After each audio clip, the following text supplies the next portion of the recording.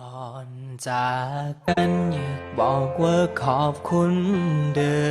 ที่สู้คอยเบิ่งยามเพอเวลาที่เฮาเสียใจขอบคุณหลายๆที่สู้คอยเอาใจใส่เวลามีเรื่องหนักใจพวกสู้ยิ้มใส่พร้อมซอยทุกอย่าง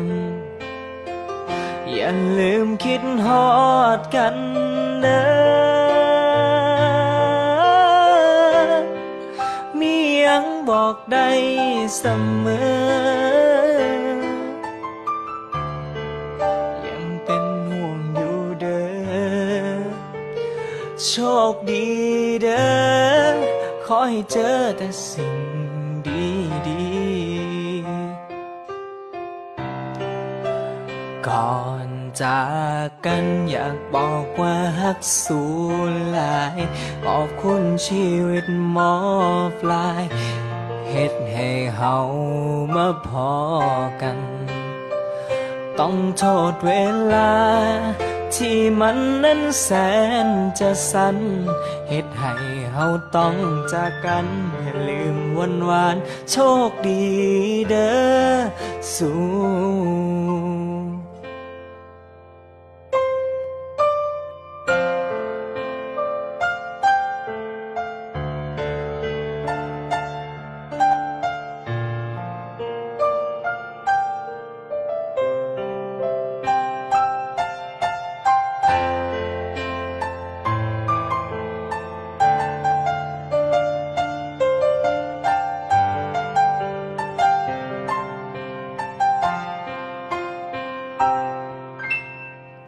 อย่าลืมคิดฮอ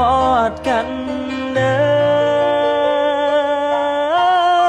อมียังบอกได้เสมอยังเป็นห่วงอยู่เด้อโชคดีเด้อขอให้เจอแต่สิ่งดีๆก่อนจากกันอยากบอกว่าฮักสูหลายขอบคุณชีวิตหมอปลายเฮ็ดให้เฮามาพอกันต้องโทษเวลาที่มันนั้นแสนจะสั้นเฮ็ดให้เฮาต้องจากกันอย่าลืมวันวานโชคดีเด้อสู้